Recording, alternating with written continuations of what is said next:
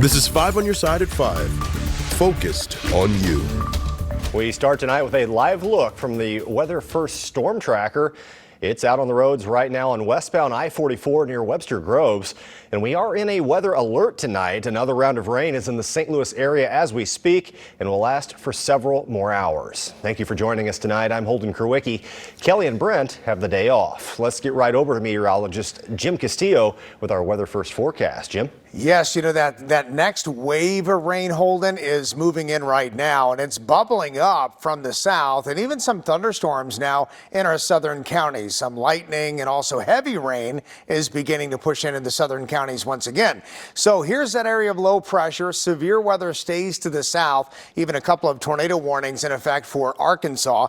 But for us, here's the Weather First Doppler radar, and you can see on it, Rolla is now hearing that thunder and seeing some of that lightning. Also Reynolds County, Iron County, St. Genevieve County, and St. Francis County, and that is still bubbling and up in our direction. Let's zoom in to the flash flood warning that's just south and outside of the viewing area. So south of Reynolds County, we're watching that.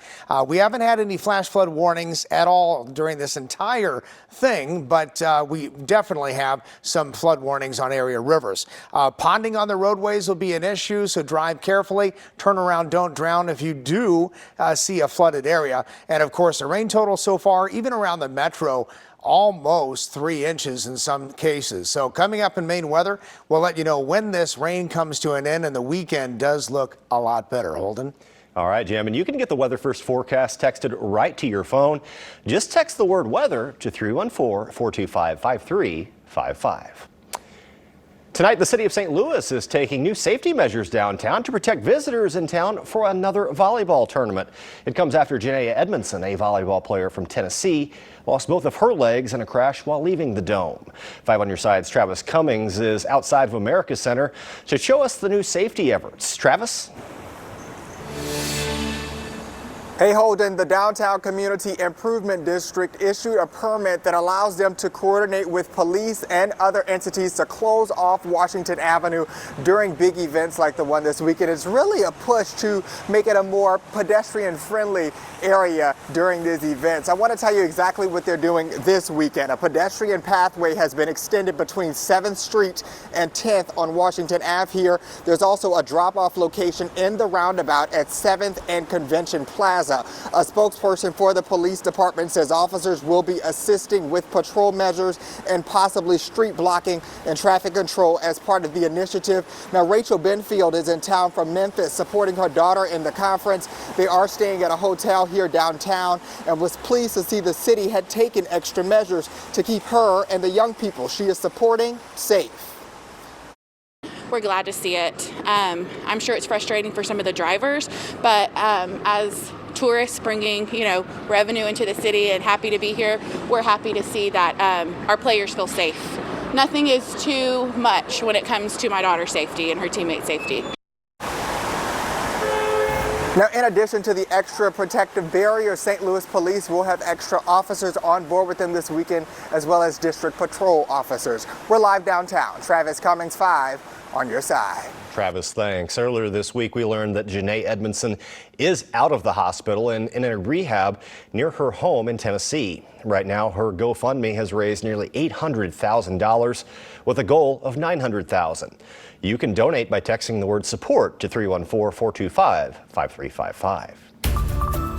Today marks 1 year since Tyree Sampson's death. The St. Louis County teen died when he fell out of his seat on a free fall ride in Orlando, Florida. The ride was recently removed and his parents reached a settlement with the company. Today there was a balloon memorial with balloons in Florida in his honor. His parents say they're also fighting for a bill named after Tyree, pushing for more requirements to make rides safer. I am my son's voice. This is my mission. I'm not going nowhere. Justice for Tyree will always be the case. Tyree's father is also working with operators to try and make a plan to give college scholarships to young men. His mom has created a foundation to support school athletic programs and students. In the last few hours, we learned about charges in a double homicide in Lincoln County. Davion McRoberts is accused of killing his grandparents, Kathy and Donald McRoberts, at their home in Troy. He was later arrested after walking into a psychiatric care center. He's charged with 2 counts of murder and armed criminal action. Tonight, University City Police are looking for 4 men who broke into a pot dispensary. 5 on Your Side's Ryan Henson talked to the owner today, who has a message for those crooks and anyone else who tries to break in. This is a safe facility. This is a very secure facility.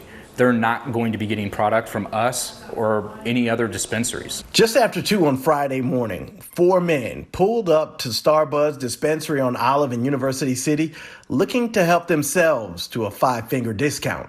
The dispensary owner says the would-be thieves took a rock and smashed through the front door, but they didn't get far. So that's them breaking in. Once in the lobby, the 4 burglars used the rock, their fists and feet, to try and destroy a door and window leading to the sales floor. They were unsuccessful. It's the same security measures that we use at our Festus location. They never made it past the lobby here. We did the same thing here, and they never made it past the lobby here. Minutes later, University City Police pulled up and ran off the crooks, chasing them eastbound on Olive. Although the crooks left empty-handed, a door was smashed and plenty of customers were turned away until the state says it's okay for Starbuds to reopen. It's upsetting, but we knew coming into this business that things like this were going to happen eventually. We are a little upset that it's already happened twice, once at this location and once at another. But we're very happy that, they have to be realizing they're just not getting product from us. Ryan Henson, 5 on Your Side. The 4 suspects have still not been caught. Police think they may be connected to other break-ins in the area overnight. They were last seen in a stolen white Kia Forte with no license plate. Anyone with any information can call police. We have an important job in the medical field that's often going unfilled and often leaving patients in a vulnerable position.